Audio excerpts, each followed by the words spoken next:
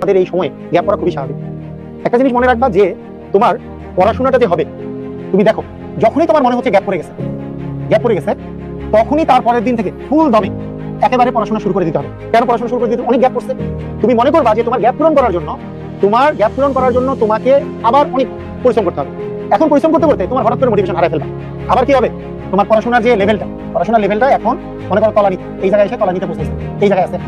তোমার এই যে আপগ্রেড করবা কিন্তু একসময় আবার ডিমোটিভেটেড হয়ে বা কোনো একটা কারণে আবার লো হয়ে যাবে, আবার মনে পড়বে, আবার হাই। এই ধারাটা চলতে থাকবে। ডিমোটিভেটেড হয়ে পড়ালেখা ছেড়ে দেওয়া যাবে না। যাদের অন এভারেজ শেষ পর্যন্ত যে একটা সময় যে যখন তোমার একবারে লাস্ট মুহূর্তে তখন কনসিস্টেন্সি চলে আসবে, তোমার মধ্যে চলে আসবে, তখন দেখবা যে তুমি কনসিস্টেন্ট হয়ে গেছো। যে এই যে লাস্ট মুহূর্তে যে তুমি যে কনসিস্টেন্ট হবা, এইটা তোমাকে ভালো রেজাল্ট করে দিবে। শোনো, আমি এটা সবসময় একটা কথা বলি যে তুমি এমন ভাবে পড়ালেখা সামনে তুমি করবা যাতে করে মানে মনে হয় যে তুমি আসলে বুয়েটে একটা সিট তুমি ডিজার্ভ করো, বুয়েটে 1 থেকে 100 মধ্যে সিট তুমি ডিজার্ভ করো। তুমি এমন ভাবে পড়ালেখা করবা যাতে করে তুমি মেডিকেলে একটা সিট ডিজার্ভ করো, এইরকম করে পড়ালেখা করবা। মেডিকেলে বলতে ঢাকা মেডিকেলে তুমি একটা সিট ডিজার্ভ করো, এইভাবে পড়ালেখা করবা। তুমি একেবারে ঢাকা ভার্সিটির টপ একটা সিট ডিজার্ভ করো, কিন্তু তারপরেও তোমার কিন্তু সফলতা নাও আসতে পারে। তুমি এত পরিশ্রম করছো, তারপরে সফলতা নাও আসতে পারে। তুমি মনে করো তারপরে চান্স পাও না, তারপরে তোমার সামনে সফলতা আছে।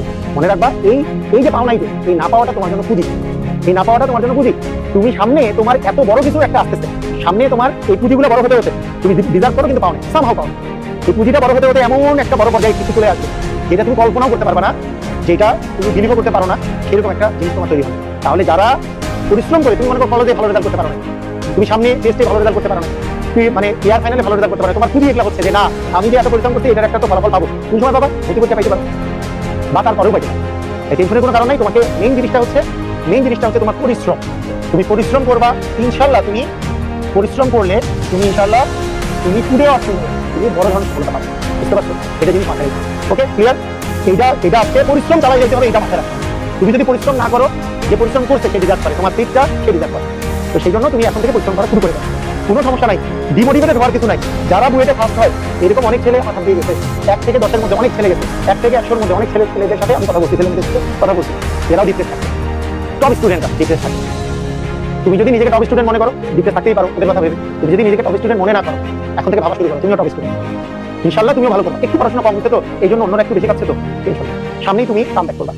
ঠিক আছে, বুঝছো? হ্যাঁ, কামব্যাকটা দেরিতে হলেও ইনশাল্লাহ করতে পারবা, সমস্যা নেই। ওকে, এখন এই নিয়মেও